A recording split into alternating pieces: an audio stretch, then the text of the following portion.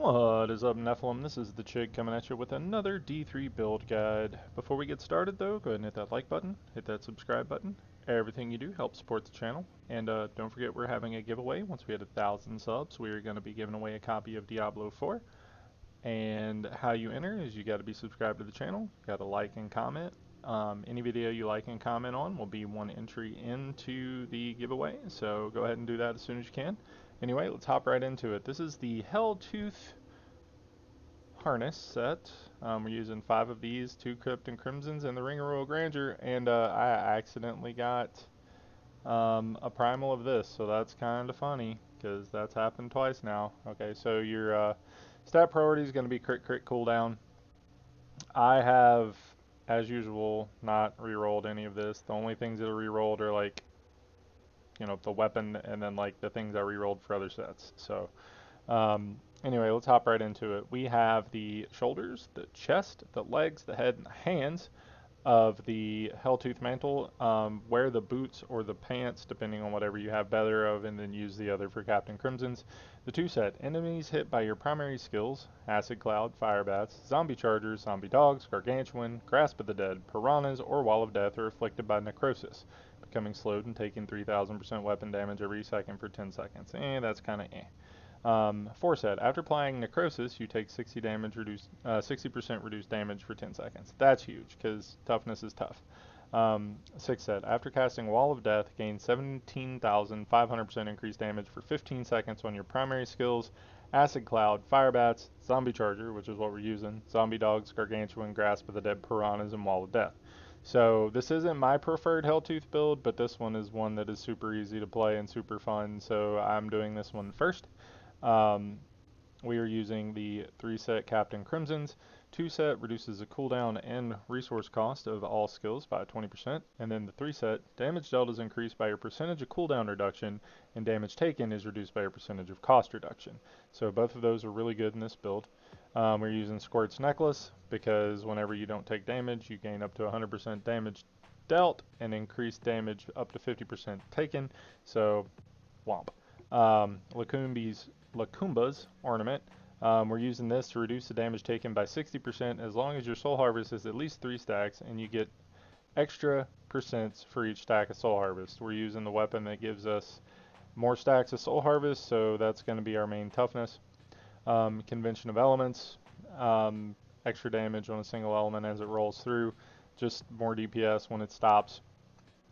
Ring of Emptiness. You and your non-fetish pets deal increased damage to enemies affected by your haunt or locust swarm. We're using locust swarm just to get some extra damage. We're using Sacred Harvester. Soul Harvest now stacks up to 10 times. Ursula's Trodden Effigy. Zombie Chargers deal 117% increased damage. I think it rolls up to 150, yeah. 117% increased damage. And the Zombie Bears now summons 8 bears that go further. So the difference in a couple of bears and a lot of bears and how far they go. The gems, we're using a big cooldown gem in the hat, and we're using int in all of the slots. As usual, I do not have any points in my intelligence in my Paragon points. And we are using the Bane of the Trapped gem. Any mobs that are slowed take increased damage. Basically everything we do slows, so that's where we're at with that. Gogok of Swiftness for the cooldown, and then Molten Wildebeest Gizzard to keep up Squirt's Necklace as much as we can. In the cube, we've got Scrimshaw. It reduces the mana cost of zombie chargers by 75% and increases its damage 7 times, so it's a literal multiplier. Strong Arm Bracers, Zombie Bears knocks them around, so just free extra damage. And then Ring of Royal Grandeur, so we can have the 6-piece and the 3-piece. Soul Harvest Languish is going to give us more armor. It's just going to make us tanky. That is our biggest tanky ability. Piranha's Pyranado, stacking stuff up and debuffing them is what that's for. Spirit Walk Severance, this is just for move speed. We're going to basically be elite hunting with this build. We're just going to be zooming. We're going to hunt for elites or big packs of density. Zombie Chargers, Zombie Bears, this is our biggest damage ability. It's summoning Zombie Bears that stampede toward the enemy. Each bear deals 520% weapon damage as poison to enemies in the area. So, I mean, it's just poison damage. We got poison damage on our bracers. Um, Ideally, you want it on your necklace too, but beggars can't be choosers. Wall of Death, commune with spirits. Summon a circle of spirits for 6 seconds that deals weapon damage and chills enemies by 60% and reduces their damage taken. This is just to help us be more tanky. We're using this basically on cooldown. We can pull mobs with it. We can slow stuff down with it. We're just using it all the time. And then Locust Swarm, the damage is negligible, but we're just using this to spread Locust Swarm so we can get as much extra damage as we possibly can. On the passives, we're using Swampland Attunement. You get resistances for each enemy within 20 yards. We're going to be running around in melee range a lot because the range on zombie bears is not very high. Confidence Ritual, we are getting extra damage to things closer than 20 yards. Like I said, we're going to be close. Spirit Vessel, in case we get one tapped, it does happen sometimes. Don't stand in the bad. And then Gruesome Feast, whenever you heal by a health globe, gain 10% of your maximum mana and 10% intelligence for 15 seconds, stacks up to 5 times. So we're just going to be basically running around, dropping our Wall of Death, right? And bears, because bears are cool, right? If nothing else, this is fun just because of the animations. I'm going to knock out a 90 and show you guys how well it goes. So we're going to zoom in, we're going to go ahead and get all of our stacks up, and then we're now going to just hunt for things to kill, right? So like I said, we're mainly looking for elites, but it's not like a super zoom build, so if you've got good density, just kill it. As you can see, I'm just kind of stutter stepping and dropping stuff on the ground as I can, which is a perfectly acceptable way to play this. You can stop and cast when you want to stop and cast. Just do whatever you want, basically, as long as you're using your buttons and you're using your cooldowns when they come up, right? That's literally all you got to worry about, because you got to just make sure you're keeping up your buffs, right? Because you got, so I got a billion toughness, and I don't even have good gear. So the big thing is just keeping your buffs up, making sure you are keeping up your toughness. Basically, with Wall of Death and Soul Harvest, just use them on cooldown. Like, there's no reason not to.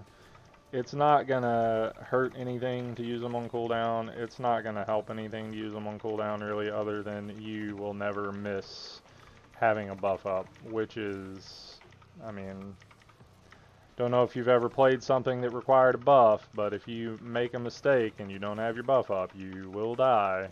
And last I checked, we don't like dying, so yeah, just run around. Zombie bears, zombie bears, zombie bears. It's kind of fun. The animations are cool, and like I think it's neat that they like come from behind you and stuff. So like you're just like rawr, and then yeah, like you lift up your arms and then like you delete the screen because you know whatever, right?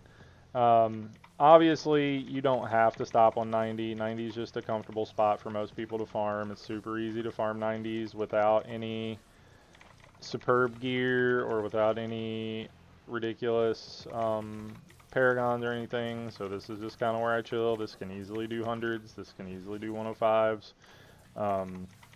Obviously, the better your gear gets, the more you can do. I am using a weapon that is not ancient, as you guys saw.